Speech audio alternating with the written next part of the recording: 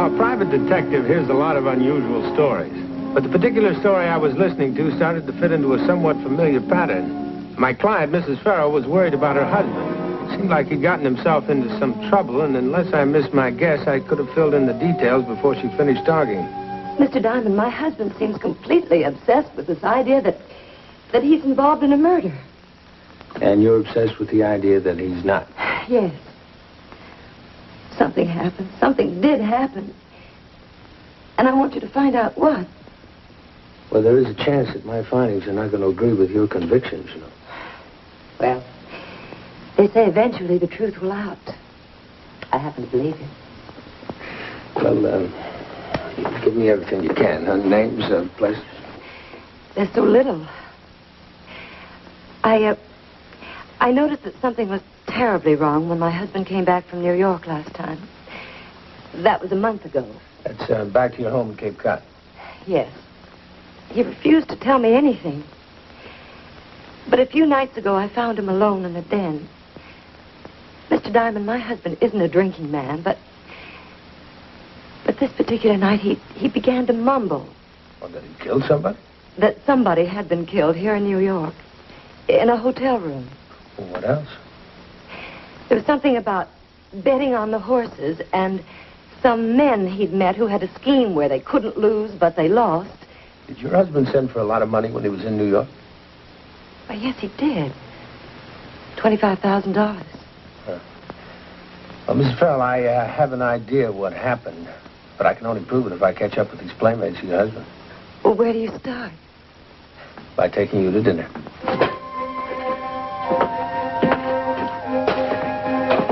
And then I'll write a little play in which I will star, and you will find it.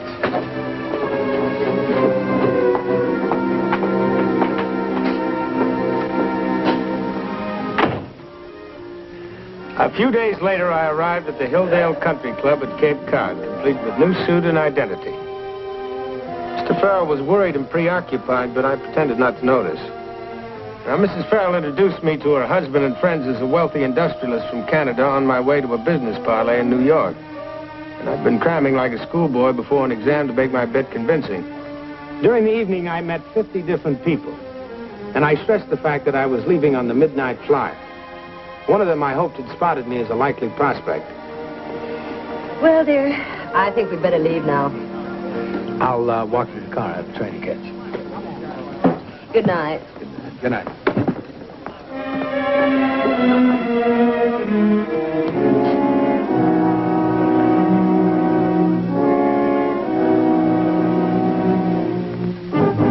Ed? Vince. He just left. On the midnight flyer. Right.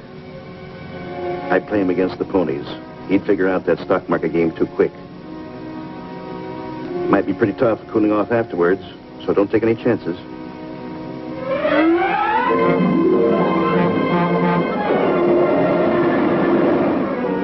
If the play went right, everything I owned would eventually be searched. So I'd been forced to leave my gun behind.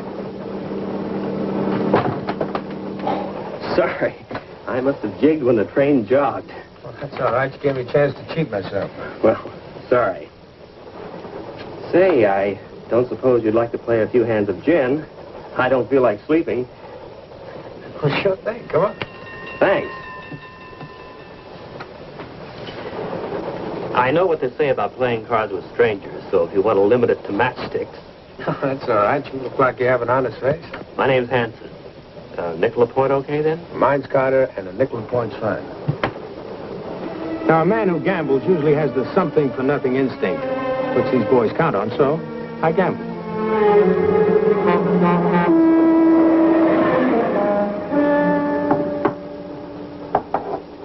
Well, you seem to have done pretty well for yourself, Mr. Carter. Say, how about those Canadian women? They're beautiful, every one of them. I met one once. Let's see, she was from Peace River in Manitoba. No, that's in Alberta. Well, from someplace.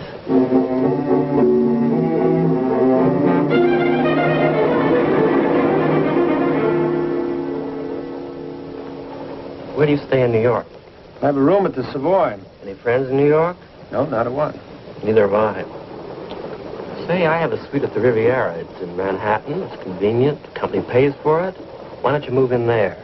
I hate to rattle around by myself. Oh, that's very generous of you. I like that. Fine, then that's settled. Thank you very much, Jim. So far, so good. The train hadn't been lurching enough to throw him against me, so I knew I was on the merry-go-round. Now, getting on was the easy part. But if something went wrong, I knew I'd be on the way to the funeral of the best friend I ever had. Me. By noon the next day, Hanson and I had moved into the suite at the Riviera and become the best of chums. What's that? It's somebody's wallet.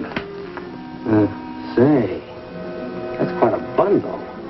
About that. $1,000 bills. Pretty good credit, too, especially in Las Vegas. What's the name? Graham. Let's check the desk, see if he's registered at the hotel.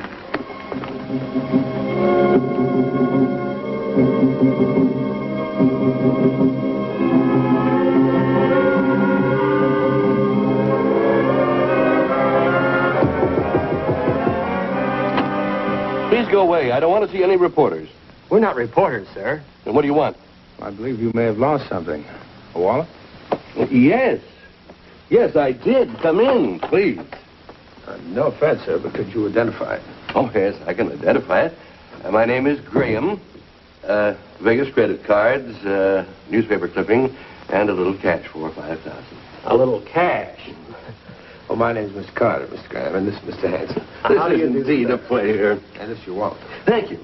Now, I insist that you divide this between you. Oh, we wouldn't think of it, sir. We're just glad we found it for you. Well, then, 100 apiece for a night on the town? I insist. Thank you. Thank you very much. Now, we must have a drink. You know, I feel like Diogenes. I've found not just one, but two honest men. I gather you don't like newspaper men, Mr. Graham. Well, to tell you the truth, if you'll look at this, I think it'll explain itself. An unnamed mystery man was reputed to have lost nearly $500,000 at the casino of the newly opened Palisades Club here. $500,000? It happens sometimes. I naturally don't like it splashed in the papers. Well, if you can afford to lose that much, it stands to reason you can make it. Well, to tell you the truth... Thank you. Sit down. To tell you the truth, gentlemen, and I know I can trust you both, I'm here in New York to recoup that $500,000 and double it. You mean you know a way to make $1 million just like that? It must be a secret. It is just that. But I could use some help. If I only had some friends absolutely trustworthy. Well, I think we've already proved our integrity, sir. If we can help, at least I'd be interested. Well, making money's my business, Mr. Graham. If there's a profit-sharing arrangement. Mr. Carter, it'll be all the profit you can handle. Then you'll use us? Yes, I think so. But I must warn you, gentlemen, this is not a normal business deal. I was frank enough to tell you that I'm a professional gambler. Well, now, we're all gamblers when you come right down to it, Mr. Graham. It's certainly true, isn't it? Now, come on, I want to show you something. Just look, and I'll explain later. And you can make your decision. They were setting the hook perfectly. It wasn't hard to believe that even a basically honest man like my client's husband would swallow it. Now they were turning on the convincers.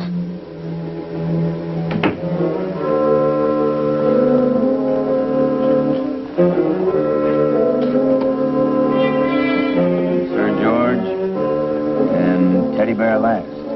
Into the back stretch. It's Lucky Lou on top. Base runner second. Caledon third. Odds on fourth. Then Sir George and Teddy Bear last. At the half, it's still Lucky Lou in front. Caledon, Sir George, Teddy Bear, odds on. Lucky Lou in front, Caledon, and base runner. Base runner neck and neck in second.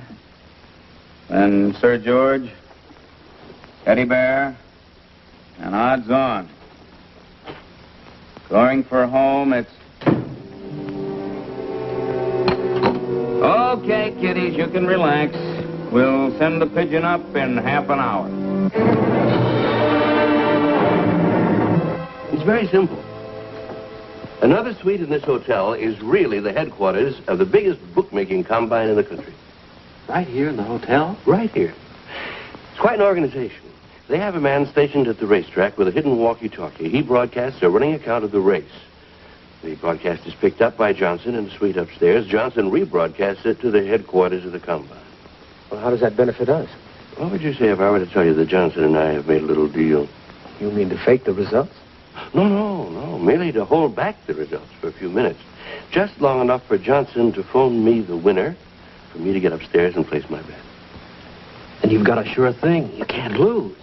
I don't see how. And no one suffers but the bookmaker, and he's dishonest anyway. Well, gentlemen, how about it? I don't know. It sounds too good to be true. Why do you want us? If I keep going in there and winning huge sums of money, it'll be dangerous. I am a known gambler. But if we go in and realize, and you play some of the big bets for me, we can keep it up for a week. Just what do we get out of it? Mr. Hanson, I'm giving you a chance to bet on a sure thing. The rest is up to you. With 10% of the profits going to Johnson. Well, it sounds fair enough to me. Count me in.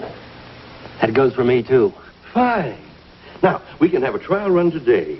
I won't bet anything, but you two can use the money that I gave you. See how it works. Well, it's your money. We've got nothing to lose. Probably Johnson now. Yes? Right. The winner is Blue Lady in the third. Now, that's your bet. Come on, let's go.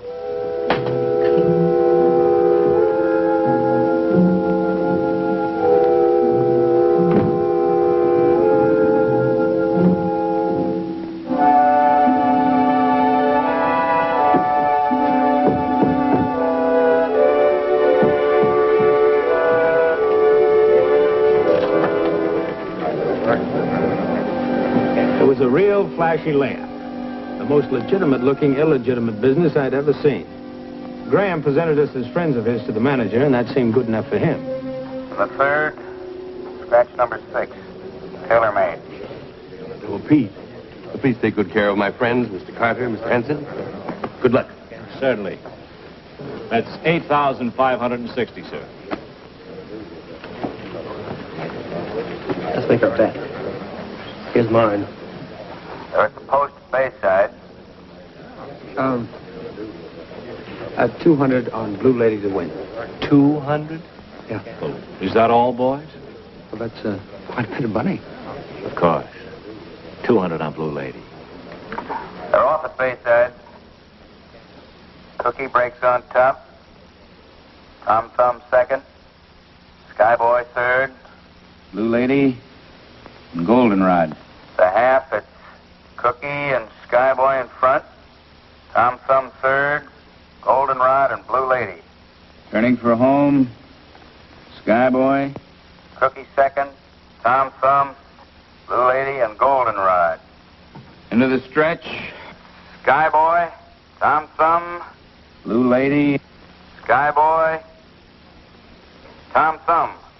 Blue Lady is now challenging for the lead. It's Blue Lady and Skyboy.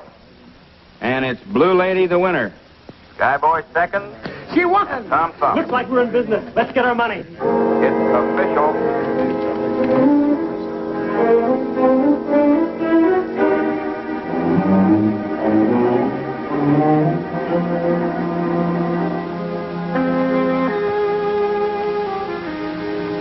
Well, here it is, Mr. Graham, $1,200. How do we split this up?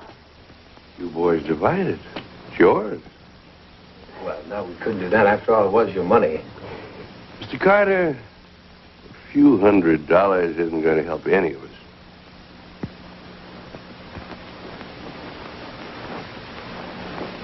The important thing is that we know it works. They thought we were pretty cheap when we only bet 200. Well, we'll fix that. Johnson called just before you came back. We can make our big play in the 6th race tomorrow. Personally, I intend to bet 25,000.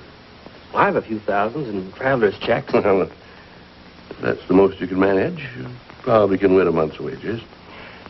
Miss Carter? What about you? You impress me as a man who recognizes the knock of opportunity. Well, I don't see how we can lose. It's impossible.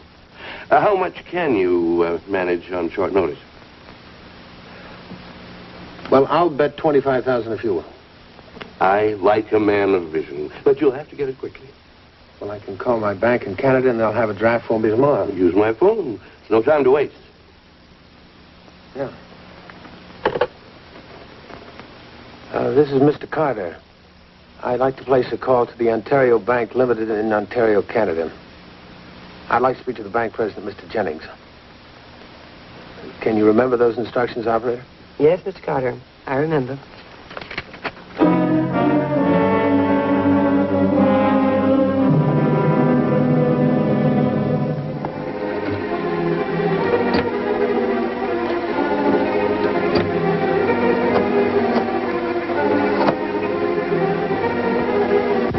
Operator, I'm calling Mrs. Farrell at Cape Cod 2038. Uh-huh. Oh, good. That's all set. The money will be here tomorrow. Here's the luck. Yeah? My luck in having met you both.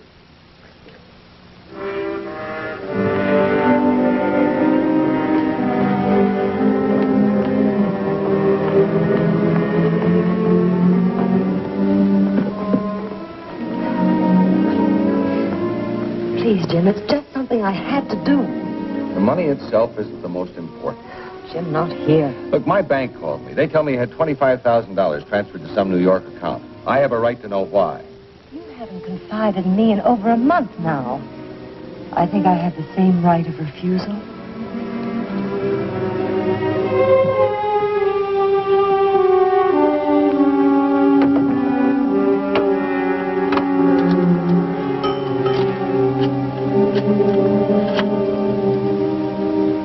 That's all he knew. Mrs. Farrell transferred the money this afternoon. Exactly 25,000. All that lovely money and a 50-50 chance he's a legitimate mark. Well, I say let's play him for it anyway. With a little variation. All right, we'll play him. But I'm too old for a bunco rap. This time, there'll be just one blank in the chamber. The rest are going to be the real thing. I wasn't too worried yet. During the night when Regan slipped out, I called the police telling them to raid the horse room a few minutes after 4 o'clock. That was when the 6th race would be running. I told them to pick up Graham at the same time, but, well, a bunco or fraud rap is one of the hardest to prove. So they had to be caught with their hands right in the cookie jar. Ready for the big day, boys? I could only raise 1,800. Frankly, it's all I've got in the world. How about you, Carter? I'm all set. Good. Now, there's been a slight change. Change? Yes. Johnson says that the field in the 6th has been narrowed to 4 horses. Very bad odds. So we're going to make our play in the 4th. Yeah, but you said the 6th. The 4th goes any minute now. Doesn't make any difference, does it? No, I guess it doesn't. Well, now, here's my money. I'll stay here, and you come back as soon as the play's over with the payoff. Right?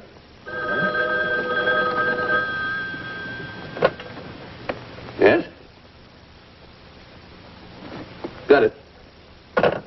Now, here's your play. Place all the money on Big Marcy in the 4th. Place it all on Big Marcy in the 4th, yeah. Now, come on. Hurry. Let's get going.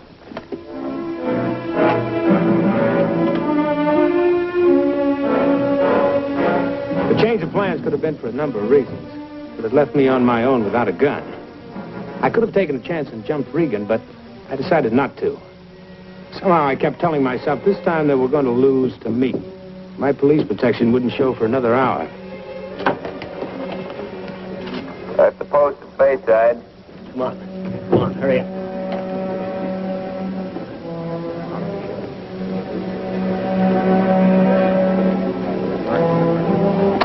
51,800. Big Marcy to win.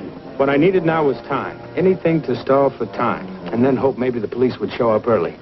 I changed my mind. I don't want to bet. No, but are you crazy? Graham would kill us. To win. Bet it. Yeah, but not my money. Oh, listen, boys. It all goes to win.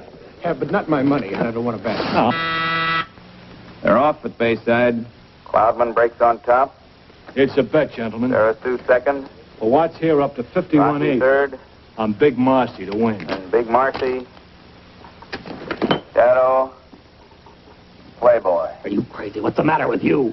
I got a hunch. I guess I was scared. I never bet this kind of money before. Well, calm down. It's a cinch, isn't it? Yeah. The half, it's still Cloudman in front. Rocky second. Big Marcy third. Sarah Sue. Shadow. Playboy. Is Big Marcy taking the lead? Cloudman second. Sarah Sue third. And Shadow, Rocky, and Playboy. Turning for a home, it's Big Marcy by a length. Cloudman second. Sarah Sue third. And Rocky, Shadow, and Playboy. the stretch, it's Big Marcy by a length. Cloudman second. Sarah Sue third. And Rocky, Shadow, Playboy. Coming down to the finish, it's Cloudman the winner. Big Marcy second. Sarah Sue third. It's official. There must be some mistake. Yeah, I told you.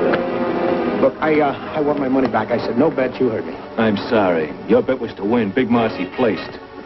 It's impossible. Look, we were both wrong. If we go back now, Graham will expect the money. He'll say we should have placed the bet. He'll blame us for the mistake. He said place it on Big Marcy. Shut up. Do you want to get us? Look, I want my money. 25,000 of that's my money, and I want my money. I'll take it easy. Your hands off of me. I want my money. Don't be a fool. Pull that thing, we're all in trouble. Get him out and let Graham cool him off.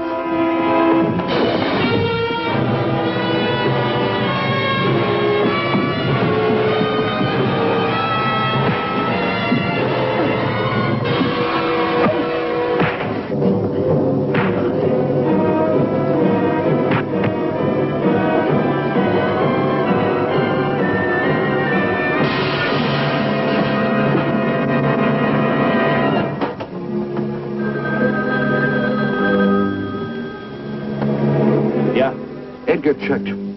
Carter's a phony. Must be a cop or a shamus. Get rid of him. Permanent. Don't let him go. He's a cop. Not here. Don't kill him here. Pete, get the car.